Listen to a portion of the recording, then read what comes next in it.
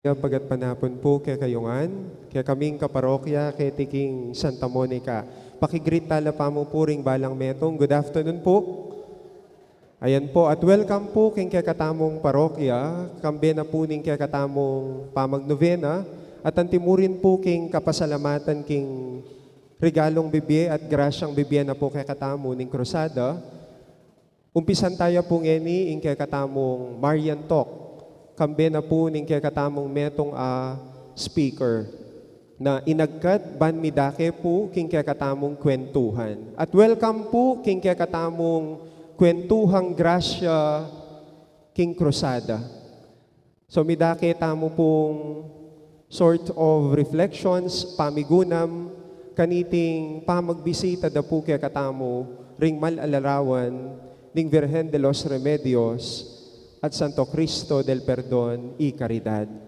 Eko na po paluatan, mabustan niyo pong ipakilala kay kayo, ing kay katamong kayabe, kaniting oras, ing kay katamo pong speaker, ing kay katamo pong akakwentuhan, ngeninggat pa na pong iti, king grasya ning krusada,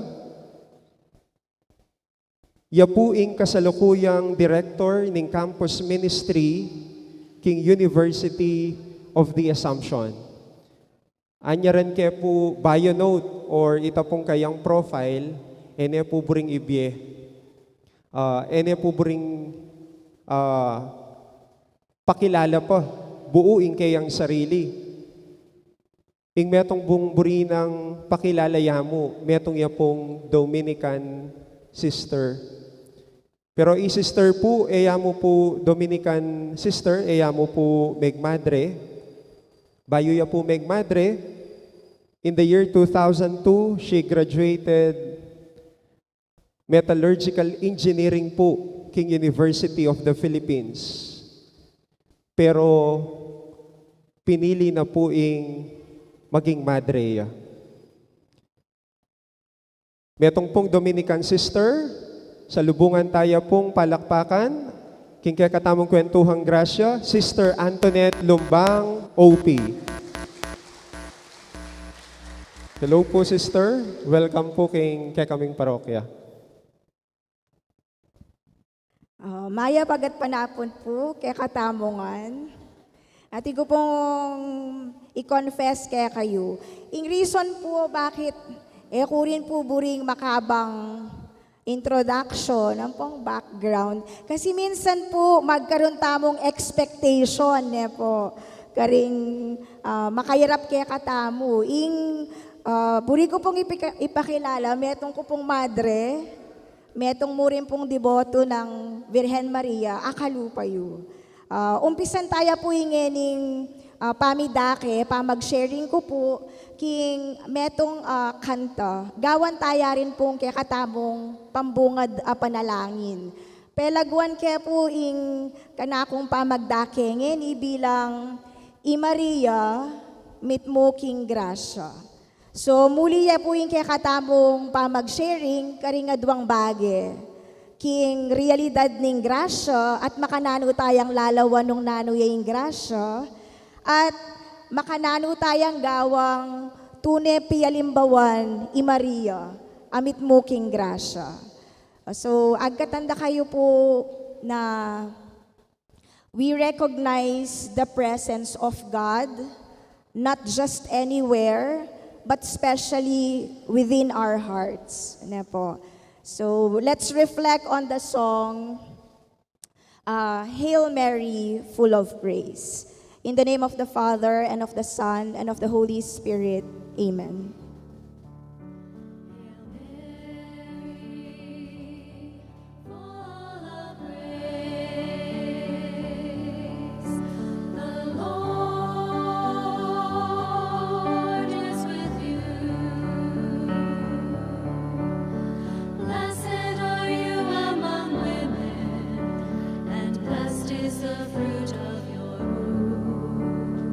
Jesus.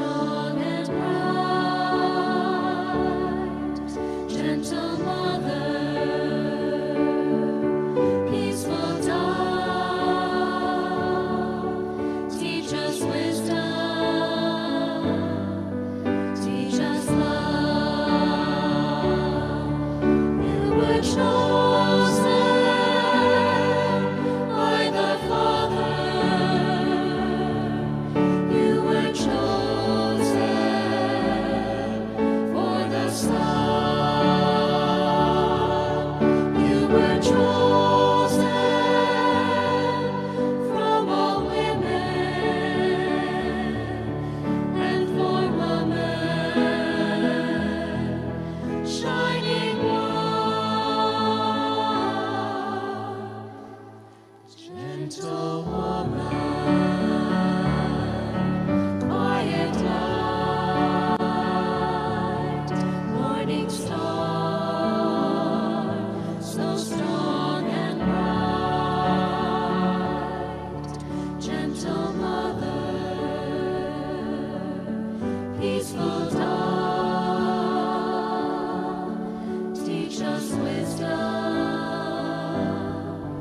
teach us love. Blessed are you among women,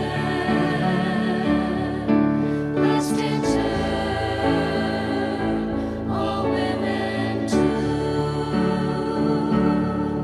Blessed they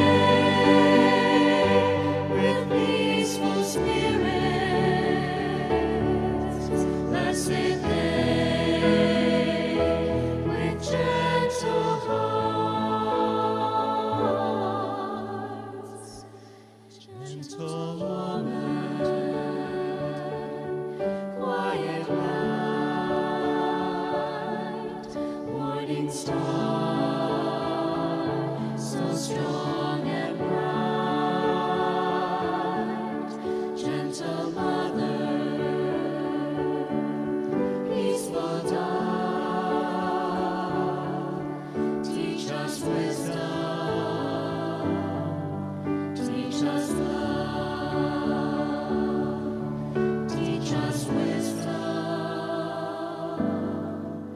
teach us love. Mary, guide us towards Jesus. Glory to the Father, and to the Son, and to the Holy Spirit, as it was in the beginning, is now, and will be forever. Amen. In the name of the Father, and of the Son, and of the Holy Spirit. Amen. Sana po itang oras ang yang makuya dia. Sana po anam nam tala retang salita ketang kanta. Ne, uling balik-balikan tayo po kanyan, i Maria, at nanula retang virtues na natuturo na kay katamu. Pero ngayon po, buri ko mo pong abalo, nino Kenny ing para karela, may katanggap lang grasya, ngayon aldongay ti. Pwede pong tastala rin gamat tamo. Who among you here believe that they have received a special grace for today? Grasya. Nino po pa sa tingin ko gening aldongay ti may ka-receive kayong grasya. Yan ko po tas kayong gamat ko.